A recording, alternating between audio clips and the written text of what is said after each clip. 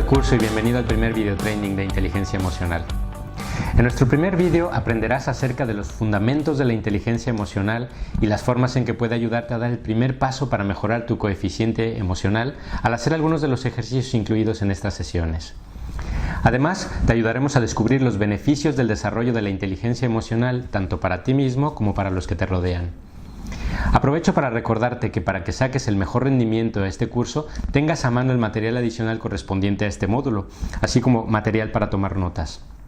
Estás a tiempo para hacerlo ahora. Puedes poner pausa y enseguida continuamos. Comencemos a hablar de la inteligencia emocional. Esto implica la capacidad para reconocer, entender y manejar nuestras propias emociones, así como las emociones de otras personas. Mucha gente piensa que por ser un genio en las asignaturas de la universidad, dominar 2 o 3 idiomas o ser el protagonista en el discurso de graduación les llevará a ser inteligentes. Y probablemente tienen razón, pero ser inteligente no garantiza el éxito y la felicidad en la vida. Ser emocionalmente inteligente te acerca mucho más a alcanzar la realización personal y profesional. Por ejemplo, piensa en una superestrella excepcional del deporte que está lista para hacer historia rompiendo todo tipo de récords. Pero un día, de repente, se encuentra en medio de un escándalo denunciado por violencia de género o acusado por fraude fiscal. Esa estrella del deporte no pudo manejar su comportamiento o la codicia lo suficientemente bien como para alcanzar una carrera exitosa. Pensemos ahora en una situación opuesta. Digamos que una estudiante tiene serias dificultades para dominar la economía, la historia o la gramática. Para ella es un verdadero desafío aprobar con la calificación mínima. Sin embargo, siempre la invitan a todas las actividades, cuenta con una red enorme y fuerte de amigos, es la más popular de la clase y es reconocida como una gran chica. Ella toma unas decisiones de vida bastante adecuadas, a pesar de no estar entre las personas con más alto rendimiento académico. Estos son 2 ejemplos de cómo la inteligencia emocional impacta en nuestras vidas y también muestran que el rendimiento académico o profesional no significa necesariamente éxito en la vida. Veamos ahora el caso real de una amiga mía que para evitar agravios la llamaré Isabel. Una mañana de lunes llegó casi 1 hora tarde a su empresa, evitando contacto visual con todos en su camino. Entró a su oficina a toda prisa, cerró la puerta, se sentó en su silla mientras murmuraba indescifrables palabras. Enseguida, su colega David la llamó. Entró a su despacho y le dijo que uno de sus clientes más importantes le había llamado ya 3 veces diciendo que era muy urgente poder hablar con ella. A continuación, Isabel, con una expresión desagradable, le gritó a David: «Soy muy consciente de mis tareas. Envíame ahora mismo todo el papeleo que hiciste ayer». «Isabel, ¿estás bien?», le preguntó David. «Estoy perfectamente bien. Envíame, por favor, por email tu trabajo inmediatamente». Isabel nunca había tratado a nadie así, por lo que David quedó en shock y comenzó a pensar que debía haber cometido algún grave error en el papeleo del que se había encargado. Estaba muy nervioso y no pudo prestar suficiente atención a su trabajo durante el resto del día.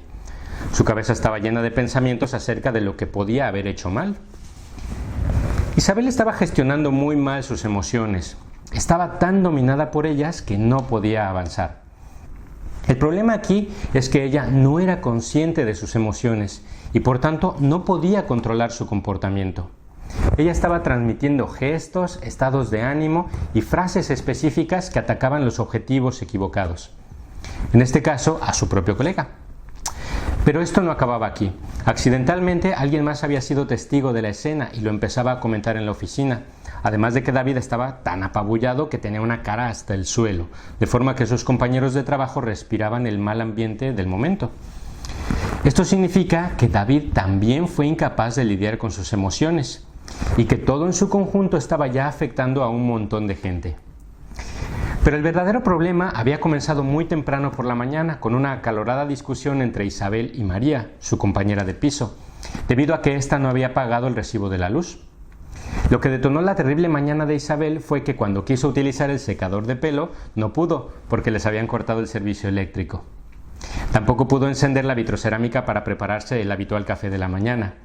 Y por supuesto, el microondas tampoco era una opción. Y para colmo de males, su móvil no se pudo cargar aunque estuvo enchufado toda la noche. María argumentaba que Isabel no le había depositado su parte correspondiente para pagar el servicio, por lo que no tuvo los fondos suficientes para pagar el recibo. Por su parte, Isabel alegaba que la responsable de la catástrofe era María, pues los cobros siempre se hacían a su cuenta bancaria. En el fondo, Isabel no solo estaba enfadada por el hecho de salir de su casa con el pelo mojado o sin cafeína en el cuerpo y con el móvil dando bips por estar al 10% de carga. También le carcomía, aunque no lo reconoció delante de María, el hecho de que ésta le había recordado durante varios días que le depositara el dinero, pero Isabel había hecho desidia al respecto. Adicionalmente, durante el trayecto al trabajo tuvo la mala suerte de que se le pinchó un neumático y no pudo llamar al servicio para que la asistieran debido a que el móvil técnicamente había muerto. En un arrebato de orgullo y después de intentar inútilmente cambiarlo ella, sola y con todas sus fuerzas y además con un dedo torcido como resultado, un chico le ayudó a cambiarlo y para sorpresa de Isabel, al terminar le pidió una propinilla, que de mala gana pagó. Cuando llegó al trabajo, aún recordando las palabras de María, con las manos sucias por su primera incursión en la mecánica básica del auto y consciente de que el cliente seguramente la había llamado a primera hora del día tal como habían acordado, Isabel no era más que una bomba de relojería. Si Isabel hubiese actuado con inteligencia emocional, habría tenido al menos dos grandes ventajas. La primera, como te muestro en la diapositiva, hubiera sido poder ser capaz de reconocer las reacciones negativas de sus emociones, como por ejemplo el enojo derivado de la acalorada discusión con su compañera de piso, o la capacidad de reconocer que María había estado recordándole varias veces que le depositara el dinero en su cuenta a tiempo, cosa que Isabel no hizo. Esta frustración es bastante interesante porque además proviene de otra emoción que es el orgullo, ya que Isabel nunca aceptó que había procrastinado y que había dejado todo para el final. Por eso se les pasó el plazo. O haber identificado el disgusto por la serie de hechos asociados a la luz por no haber sido capaz de utilizar la energía eléctrica, o por la desesperación de no saber o no poder cambiar el neumático pinchado, y así podemos seguir. La segunda ventaja es que si hubiera identificado las reacciones negativas de sus emociones, las habría podido contener y no habría actuado de forma desproporcionada, lo que le habría permitido, por ejemplo, dejarle claro a David que estaba molesta por algo que no tenía nada que ver con él, lo que a su vez le habría dejado centrarse en su trabajo. O haber administrado cada emoción por separado y no haber amasado una junto con otra en una gran bola de emociones asociadas a la ira y que podían explotar en cualquier dirección. Era un claro ejemplo de una bola de nieve. O utilizar unos minutos en la oficina para enfriar las emociones calientes a través de estrategias de gestión de las emociones. Algunas de ellas las veremos más adelante. O sencillamente pensar la mejor manera para coordinarse con María para evitar que se repitiera el impago de algún servicio, en lugar de enojarse solo con ella. Estas situaciones no son ficción, son escenarios que seguramente habrás vivido desde la perspectiva de cualquiera de los protagonistas. Y para evitar que esto ocurra, o por lo menos que cuando ocurra no suponga una crisis para ti o para los que te rodean, el primer paso es entender cómo funciona todo esto. Y para entender la inteligencia emocional debemos entender cómo funciona el laboratorio donde se genera tanto la inteligencia como las emociones, es decir, el cerebro. Vamos a explicarlo de una forma muy sencilla. Estoy seguro de que ya sabes que el cerebro tiene dos hemisferios. El izquierdo, que está dedicado básicamente al sistema lógico, la planificación, la organización, la memoria selectiva, el análisis, la forma de comunicación directa. Si pudiéramos hacer una analogía con Microsoft, diríamos que es nuestro Excel. Y el derecho, que es intuitivo, perceptivo, que su memoria está asociada a los sentidos, que busca experimentar y que se comunica de forma indirecta, es nuestro PowerPoint. El Excel nos sirve para encajar información en unos rectángulos o celdas y hacer cálculos y fórmulas tan complejas como queramos, mientras que el PowerPoint nos permite hacer cosas atractivas, con movimiento, llenas de color y creativas. Los hemisferios controlan nuestro cuerpo de forma cruzada, es decir, el izquierdo controla la mitad derecha y viceversa. ¿Y para qué nos sirve saber esto? Porque en los perfiles de nuestro cuerpo y especialmente en los del rostro se reflejan dos tipos de información muy valiosa acerca de nosotros. En nuestro perfil derecho, que controla el hemisferio racional, se muestra nuestra cara pública, es decir, la cara que conscientemente queremos que los demás vean en nosotros. Por ejemplo, podemos querer que se nos vea como fuertes e independientes, aunque seamos en realidad sensibles y nos desagrade la soledad. Por su parte, esta sensibilidad y soledad es reflejada en nuestro perfil izquierdo, gracias al hemisferio derecho, que es, por así decirlo, más sentimental.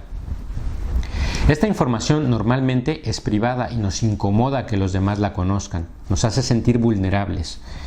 En cualquier caso, la buena noticia para aquellos que no desean revelar esta información es que se requiere de mucha práctica y de un ejercicio de mucha concentración para poder descifrar esa información. La siguiente es una imagen muy sencilla de los 3 cerebros de los seres humanos. Vamos del más oscuro al más claro. El más pequeño es el cerebro reptiliano, que es el encargado de mantener nuestra seguridad, sustento y procreación. En otras palabras, nuestro sentido de supervivencia.